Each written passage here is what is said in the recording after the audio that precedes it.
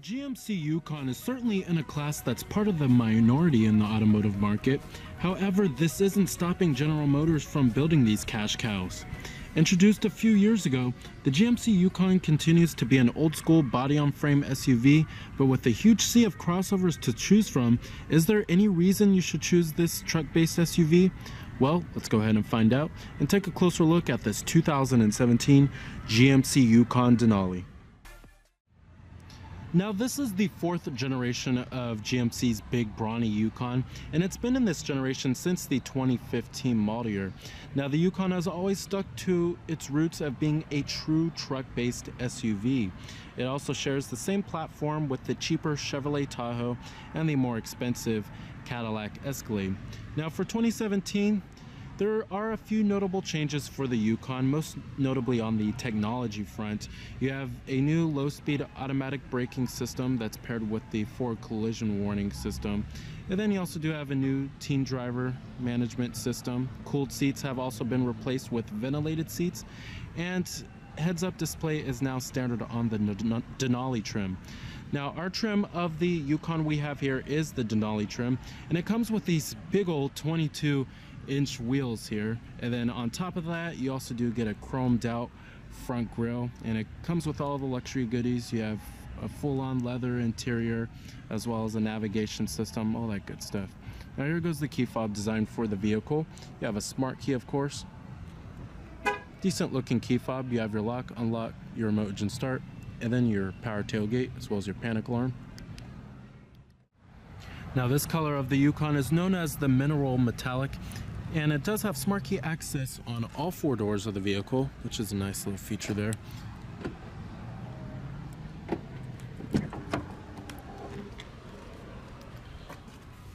You will find a full-on black perforated leather interior. I love how the Denali logo is embroidered into the headrest here. And you have white contrast stitching. Power driver seat with power recline and power lumbar. Pretty typical there. Now, I really do love the power deploying running boards that you get on the Yukon. Certainly helps out quite a lot when getting in and out of the Yukon, since it has a fairly high step-in height. Now, stepping on inside of the Yukon's interior, it's beautifully designed, very lavish. You have this nice stitching on the dashboard and a nice wood grain interior trim. It just oozes quality inside of here. And like I said, this is the top of the line Denali trim, so it comes with all the luxuries and goodies. Now, you do have push button ignition. Just put your foot on the brake and hit the button to start. And what you're hearing there is a 6.2 liter V8. You have a full leather wrapped steering wheel. Coming to your transmission, you have a column mounted shifter with an 8-speed automatic transmission. And you have lower gear selection as well as a tow and haul mode. When you put the vehicle into reverse, this does display your rear view camera with guidance lines and trajectory. And we're going to go ahead and turn on the headlights as well as the fog lights and the hazards. Let's go ahead and check out the exterior of the Yukon. All windows are fully automatic. Heated exterior mirrors, and you also do have blind spot detection. Now, the Yukon remains one of the most profitable vehicles for General Motors. And the Yukon has always stuck to its roots of being a true truck-based SUV, while many other SUVs have turned to car-based platforms. You have LED daytime running lights with high-intensity discharge headlights, as well as LED turn signal indicators, halogen fogs, as well as front parking sensors. Now, powering the Yukon here, this is the upgraded V8 engine. It's essentially a 6.2 liter V8 that produces 420 horsepower at 5,600 RPM and 460 pound-feet of torque at 4,100 RPM, with EPA estimates being an okay 15 in the city and 20 on the highway. Now, that's pretty good considering how much power this vehicle has, and it's pretty good for its class of full-size body-on-frame SUVs. Now, if you want, you can go for a less powerful 5.3 liter V8, which is the standard engine. But if you're looking for better towing capabilities, then you'll certainly want to step up to this 6.2 liter here. Now, trims of the Yukon start at the base SLE trim. Now, the SLE trim is the only trim level that can have the maximum amount of passenger capacity with the full bench seating for the front row occupants.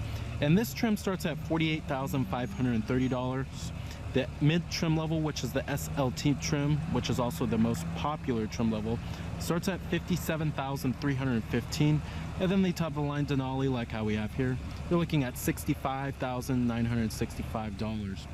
Now, the Yukon competes with vehicles in the full-size luxury SUV class as well as the full-size SUV class, depending on what trim you get. If you go for the top of the line Denali, then you're looking at vehicles in the full-size luxury SUV class, which includes the likes of the Infiniti QX56, the Toyota Land Cruiser, and the Lexus LX.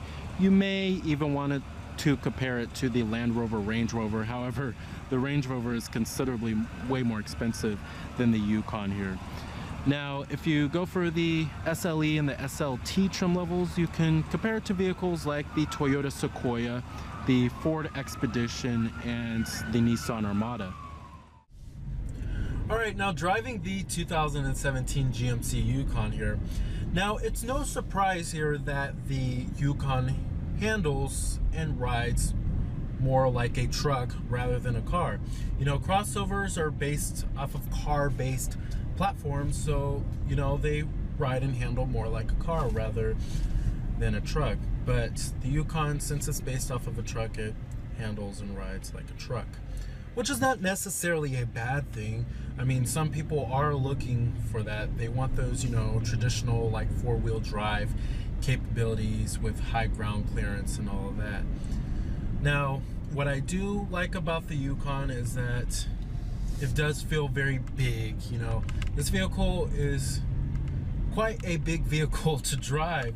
So, you know, you just feel like you are very confident on the road and you feel like you're towering over everyone. And I just love that feeling, you know. And a lot of crossovers don't have that feeling. It still has more of a feel like of a car rather than a truck. But the Yukon does deliver that truck-like feel of feeling like you're above everyone. So I really do like that. But that can be a bad thing for some people. If you live in the city or anything like that, it can be pretty hard to get into tight parking spaces, and some people don't want a huge vehicle to drive.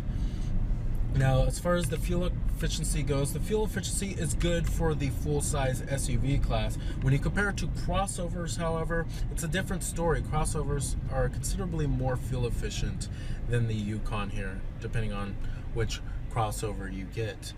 Now, the 6.2 liter V8 provides lots of power here, and the 8-speed automatic transmission never hesitates to shift, really. It's a pretty refined transmission, and it doesn't jerk a whole lot, which is nice.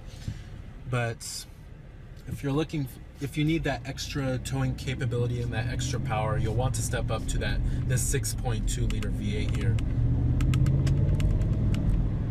And I just love how it rumbles and grumbles. It doesn't have none of that turbocharger stuff like how the Ford Expedition has. But this is a, you know, very traditional, you know, brawny V8 engine here, which I love. But if you don't need the extra power and the extra towing capability, you'll be satisfied with the standard 5.3 liter V8, which is a pretty popular powertrain for not only the Yukon, but all of General Motors. They love to use it in their trucks and their SUVs. Now, as far as the way the Yukon handles, it's pretty loose, pretty vague, and pretty numb when it comes to its steering. I mean, it handles like a truck. It's not going to wow you when it comes to its handling characteristics, but you know, some people don't really care for that. This is a vehicle that's all about utility and comfort here. Now, You know, if you want better handling characteristics, I suggest going with the Ford Expedition if you need a full-size SUV. But if you don't need a full-size SUV, then just get a crossover. I mean, they're gonna have, you know, better handling characteristics if you're looking for a little bit more driver engagement and you don't want that really loose, like numb feeling that the Yukon has here. All right, so overall, if you can get past the truck-like characteristics of the Yukon, you will certainly not have a problem with driving the Yukon here. The powertrain is just excellent. Love the 6.2 liter V8, and you'll be satisfied with any powertrain you get for the Yukon, whether it's the 5.3 liter V8 or the 6.2 liter V8 we have here. But the Yukon will certainly not disappoint if you can get past its truck-like characteristics here. Now the Yukon features one of the best interiors in the whole General Motors Corporation, and the materials are excellent inside of here. There's plenty of soft touch materials to go around, especially on the door panels here and on the dashboards, all soft touch, what you would expect out of a near luxury SUV. There's plenty of stitching as well, just oozes quality inside of here. You can feel for that this is a very well built vehicle. Now the Yukon's build quality is pretty good. There's no panel gaps really. This is a whole lot different from what the Yukon used to be in the early 2000s as well as the 90s too. It's a really nice interior. Now coming to the steering wheel design, love the steering wheel here. On the left we do have your cruise control as well as your heated steering wheel for collision alert, and then you also do have your controls for the TFT instrument cluster, which I would get to in just a minute. And then up here you have your auto dimming rear view mirror with OnStar, sunglass container with a conversation mirror, and your sunroof with your sunroof controls. And you have your garage home link, LED map lights, and you have a little storage cubby. You can maybe use this as a cell phone holder, and then you'll find your 12-volt power outlet, 2 USB charging ports, and dual cup holders right here. And then you have a wireless charging pad for your phone. And opening up the center console lid, there's plenty of center console storage. You can maybe store a purse or a laptop inside of here. I mean, it's really that big. You have 2 more USB charging ports and an auxiliary input and another 12-volt power outlet. Really won't go wrong with charging anything in this vehicle. And you have your glove box compartment. The seats in the Yukon are fairly comfortable. They're pretty supportive for the most part, and thigh support is pretty good too. You'll find plenty of glass area all around when it comes to visibility, especially rearward visibility. There's plenty of glass area, and A-pillars are also fairly thin too, and it's nice that a rear view camera does come standard on every trim level of the Yukon. Now down here you'll also find your heated and ventilated front seats.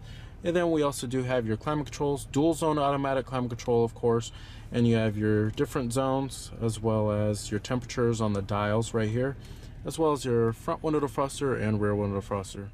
Now one thing that's changed about the Yukon's interior is that you now have this ice blue ambient lighting, and this is actually what you will find on Chevrolets, and it used to be red, and as you can see you have more of that ice blue around the gauge cluster too. But I'm not really sure why they got rid of the ice blue. Maybe they just didn't like it anymore. But anyways, coming to the head unit and the main infotainment system, this is the GMC IntelliLink system. We've seen this many times here before, and it's an excellent head unit. It's simple, easy to use, and very intuitive. Now coming to your different audio sources, does include all of the norm here: AM, FM, XM satellite radio, Bluetooth streaming audio, as well as your auxiliary input. And you also do have a direct tune feature. The touchscreen is very responsive. Coming to your phone, you can hook up your Bluetooth phone, have all of your contacts stored on here, view your voicemail, and have an integrated dial pad. And then we also do have your projection feature, which is for your Apple CarPlay and your Android Auto capability, and your navigation system. Navigation system, the graphics and the rendering are pretty good. Features live traffic, points of interest. You can enter in your destination by voice if you would like. What's pretty cool about this head unit is that you can flip it up like this. Really cool there. And it reveals a little storage compartment right here that also features a USB charging port down there, as you could see. Pretty cool. Alright, and then you also do have your settings, which there's many different settings that you could change here, from the time and the date, the language, your teen driver mode, Apple CarPlay, Android Auto, and your sound system settings. And then right here you also do have your live weather, shows you a 5-day forecast. You could change the location. And then you have your video, which is for your rear DVD entertainment system, which I'll get to in just a minute. And then you have your SMS text messaging function. Of course, you have to have a phone connected for that.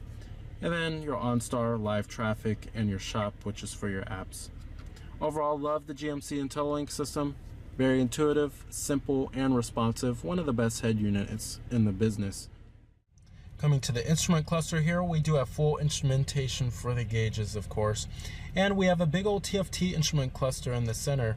And then on the left, you will find your tachometer, and the right, you will find your speedometer. I kind of wish the whole thing was just a TFT instrument cluster. I mean, it really doesn't make sense to have a big old TFT instrument cluster and then regular old school analog gauges here. But coming in the center right there, you have all of your vehicle information. It shows you your trip information, your direction of travel. It also shows you your fuel range, remaining oil life percentage, tire pressure, and a timer. Then you have your digital speedometer right there too. Coming to your audio, shows you what audio source is playing. It shows you what song is playing, what radio station you're on. Over here on your phone, you can hook up your Bluetooth phone and make telephone calls from here. And your navigation system shows you a little mini map, which I love, and then it shows you your turn-by-turn direction, which is nice. And then right here you have your options, which it shows you things like you could change your units from US to metric. You also do have the display theme that you could change. You could change it from technology to the standard. Personally, I like the technology. And then you have the media display theme too. And then your info pages and your speed warning, which you could set for the vehicle. Overall, I really do like the TFT instrument cluster. Love the graphics and the rendering behind it. However, I really think that they should make the analog gauges part of the TFT instrument cluster, and they should just make one big old TFT instrument cluster and just get rid of these. Now, coming over here, we do have your 4-wheel drive select, as well as your trailer brake controller, and then your parking sensors button, lane departure warning, and your power adjustable pedals. And there's a pretty good range of adjustment for the pedals here. Now, coming to your buttons over here, this is for your heads-up display, and you could change the brightness level and display what information is on there. And you can show the direction of travel, your digital speedometer, as well as your RPM too, and then what gear you're in. And overall, I do love the heads-up display. It's very bright and vibrant. All right, and let's go ahead and shut down the Yukon. Let's go ahead and check out the rear seat space as well as the cargo space.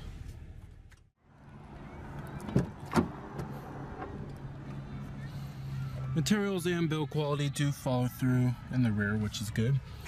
The second row seats, they do recline, and you have second row captain's chairs, but you can go for full bench seating back here, of course.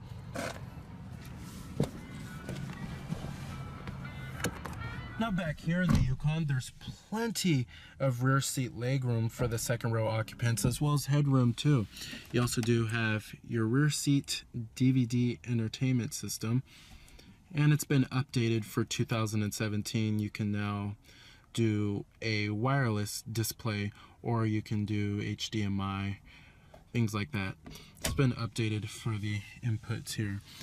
And you also do have your rear climate controls back here, 2 USB charging ports and a auxiliary input, And then you also do have heated rear seats and a house outlet, as well as a 12-volt power outlet.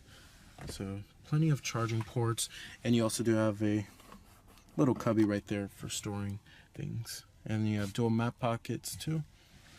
Rear air vents are also located up here, and I love these armrests. Very comfortable. It's a very comfortable experience back here in the Yukon. Certainly would take a long road trip in this vehicle here. One of the best vehicles for a long road trip. Let's get into the third row here. Now the third row is a little bit of a different story. I really don't like how my knees come all the way up like this. This is a little bit of a problem. And as you could see, the floor raises up.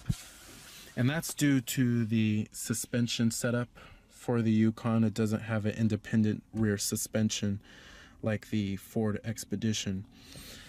But you do have rear adjustable headrests back here and cup holders. If you're looking for more space for the third row occupants, up for the Yukon XL, or just get a slightly cheaper Chevrolet Suburban. But you do have your map lights back here, and they are LEDs, which is nice. All right. You have a power tailgate.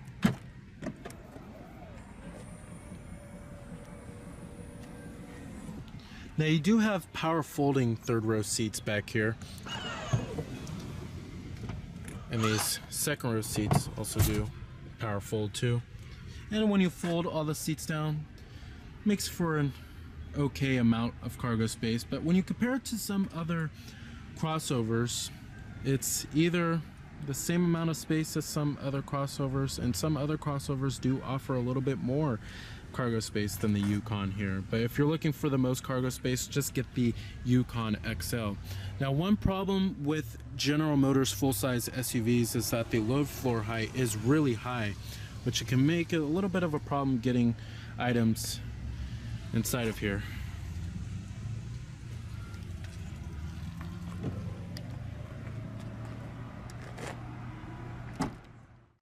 So the 2017 GMC Yukon is an excellent choice for a full-size SUV with its excellent V8 power, its good towing capabilities, and its plenty of interior space.